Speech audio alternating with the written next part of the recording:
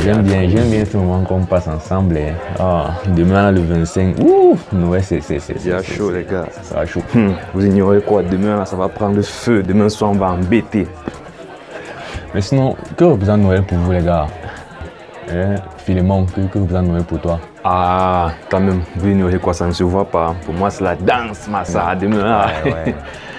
Demain soir, bon, on va danser, mais ça, c'est pour la nuit. C'est pour le soir, on ira embêter. Yeah, bro, demain soir, on est ensemble. Mais en journée, Noël, c'est les repas de famille, c'est l'amour.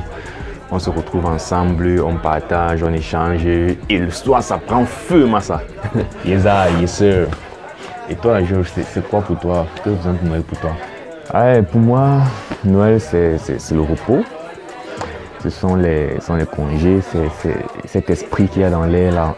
L'esprit de Noël, tout le monde est content. Il y a la joie des enfants avec le Père Noël, les cadeaux. Et aussi, pour moi, ma copine particulièrement me donne aussi un cadeau à Noël. Et que demain soir là, déjà le cadeau qui se donne seulement le soir. On va un peu dans la chambre, vous voyez quoi. Yo, le Noël des adultes, mon frère. Mon gars, si. J'ai confiance. C'est le cadeau des grands. Ouais, voilà, on se comprend. Le cadeau des grands. Ça, vous êtes des fous, les gars. Et toi, Yvan, que représente Noël pour toi? Noël représente quoi pour moi? Bon, les gars, en fait, je ne voulais pas casser l'ambiance. Mais vu que vous me posez la question et que j'estime qu'il est important que vous le compreniez, je vais vous répondre. En fait, pour moi, Noël, ça représente quoi? Noël, c'est une période, Noël et tout ce qui est autour de ça, c'est une période en fait de réflexion pour moi. C'est une période de constat et d'un triste constat. En fait, Noël est associé, vous voyez, cette période est associée en fait à la venue de Jésus au monde, au fait que Jésus-Christ est né.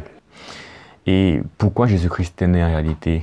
Jésus-Christ est né parce que nous sommes tellement, les hommes, tellement pervers, tellement mauvais, tellement pécheurs, qu'il a fallu que Dieu en fait envoie son propre fils venir en fait dans ce monde-ci, mourir à notre place. Parce que de nous, on n'aurait jamais pu en fait, n'est-ce pas, être juste devant Dieu et mériter un regard favorable pour Dieu.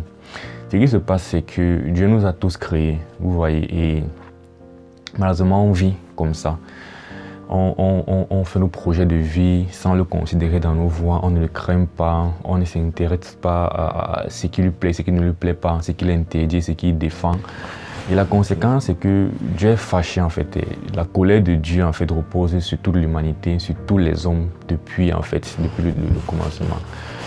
Et s'il fallait que Dieu en fait exerce cette colère, exerce sa sainteté sur l'humanité, on serait déjà tous détruits. Et donc ce que le Seigneur a fait, c'est qu'il s'est retenu et il a marqué cette période-ci en fait, à un moment donné, il y a de cela 2000 ans, pour envoyer son Fils unique dans le monde. Et son Fils unique est donc né, et il naissait comme ça parce qu'il fallait qu'il meure en réalité. Il est né pour mourir. Et en mourant ainsi, sur la croix, en souffrant ainsi, ce que Dieu a fait, c'est que toute sa colère que nous méritons tous, il a déversé sur son Fils unique. De telle sorte que voilà, Jésus est mort et a porté la colère de Dieu que nous méritions tous. Il est donc possible maintenant pour toute personne qui va se repentir, croire en ce Jésus-là, n'est-ce pas? Que ce Jésus est vraiment son Seigneur et son Sauveur.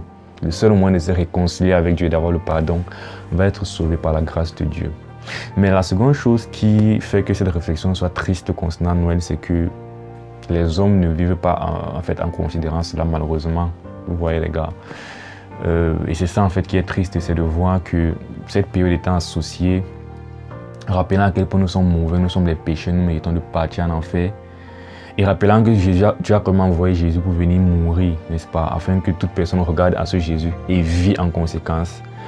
Malheureusement, la plupart des hommes ne vivent pas en conséquence, ne craignent pas Dieu. Soit ne croient pas qu'il existe, soit croient qu'il existe, mais ne le craignent pas, ne le cherchent pas. Et donc voilà en fait tout ce que Noël évoque pour moi, c'est cette réflexion et ce constat qui est triste. Donc je vous supplie les gars, Je vous supplie les gars, si vous n'avez pas encore fait la paix avec Dieu, qui vous a créé, qui vous aime, il est en colère contre vous à cause de votre péché, mais il est disposé à vous pardonner au nom de Jésus-Christ qui est mort pour vos péchés. Si vous n'avez pas encore fait la paix avec lui, les gars, croyez en lui. Une vie sans considérer Dieu, une vie sans considérer Jésus-Christ pour ce qu'il a fait pour nous, c'est pas une vie, les gars, je vous en conjure. Considérez vraiment ça. Ah, quitte-la avec tes dégagements. On fait comment alors demain, on ne sort plus fêter demain. Ah, non, tu es trop constipé, ma boîte, tu es trop constipé. Bon, sinon pour redevenir sérieux, pour moi, Noël vraiment c'est quoi? C'est comme vous avez dit, c'est un peu la famille, c'est un moment de...